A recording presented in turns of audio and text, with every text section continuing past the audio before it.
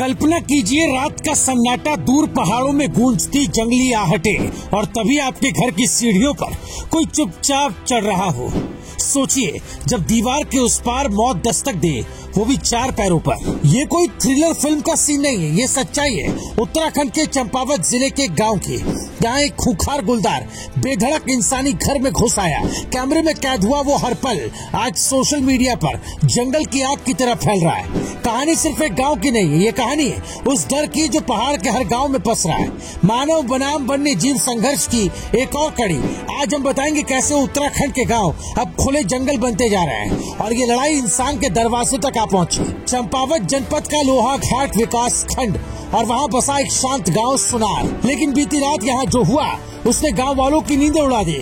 रविवार रात जब गांव गहरी नींद में डूबा था, तभी खेती खान क्षेत्र के इस गांव में एक गुलदार ने दी इंसानी घर में घुसने की कोशिश। ये कोई इत्तेफाक नहीं था। सीसीटीवी फुटेज में एक कैद हुआ वो पल जब गुलदार पूरे इत्मीनान से घर की सीढ़ियां चढ़ता दिखा। न कोई हड़बड़ी न कोई डर, मानो ये उसका इलाका हो। फुटेज में साफ दिखाई देता है अंधेरे में एक तेंदुए जैसी आकृति धीरे धीरे सीढ़ियों पर चढ़ती है और फिर घर के दरवाजे के पास पहुंचती है। अंदर बैठे परिवार को जैसे बिजली का झटका लगता है। दरवाजा अंदर से बंद था, वरना आज शायद ये कहानी दूसरी होती। किसान प्रदीप जोशी, जिनके घर के पास ये घटना हुई, बताते हैं कि गांव में गुलदार की आमद अब आम बात हो चुकी है। दिन ढलते ही लोग दरवाजे बंद कर लेते हैं, बच्चे अब खेत नहीं जाते और बुजुर्ग अकेले बाहर निकलने से डरते हैं। प्रदीप कहते हैं, हमने वन विभाग से कई बार कहा है कि पिंजड़ा लगाया जाए, लेकिन अब तक कोई ठोस कार्रवाई नहीं हुई।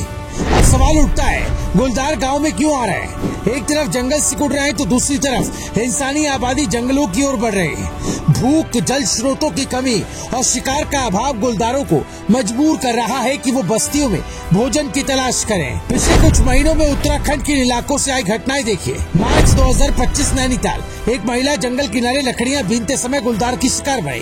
जनवरी 2025 पौड़ी, स्कूल जा रहा 9 साल का बच्चा रास्ते से उठा लिया गया। दिसंबर 2024 उत्तरकाशी, खेतों में पानी लगाने गए किसान पर झपट पड़ा गुलदार, मौके पर ही मौत। अक्टूबर 2024 बागेश्वर, आंगन में खेल रही बच्ची को गुलदार उठाकर ले गया। उत्तराखंड में मानव और वन्य जीव संघर्ष अब खतरे की सीमा पार कर चुका है। सरकारी आंकड़ों के मुताबिक पिछले 5 सालों में 200 से ज्यादा लोगों की मौत गुलदार, भालू और हाथियों के हमले में हो चुकी है। 2024 में अकेले गुलदार के हमलों में 41 मौतें हुई। विशेषज्ञों की माने तो वन क्षेत्रों में मानवीय गतिविधियां तेज हो रही है। सड़क, हाइड्रो प्रोजेक्ट, टूरिज्म, जंगलों का प्राकृतिक संतुलन टूट चुका है। शिकारी जानवरों का दायरा गांव तक बढ़ गया है। इस बार फर्क बस इतना है कि डर अब कैमरे में कैद हो चुका है। सीसीटीवी फुटेज जो सोशल मीडिया पर वायरल है, वो सिर्फ एक वीडियो नहीं, वो एक चेतावनी है। अगर अब भी नहीं चेते तो अगली बार वो दरवाजा खुला हो सकता है। लोग शेयर कर रहे हैं, सरकार को टैग कर रहे हैं, मांग कर रहे हैं कि अब सिर्फ पिंजड़ा नहीं, सिस्टम चाहिए।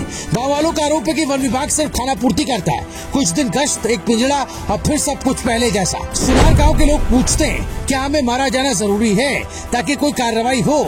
ऐसा नहीं कि कुछ नहीं हो रहा है, कुछ सकारात्मक कोशिशें भी हो रही है।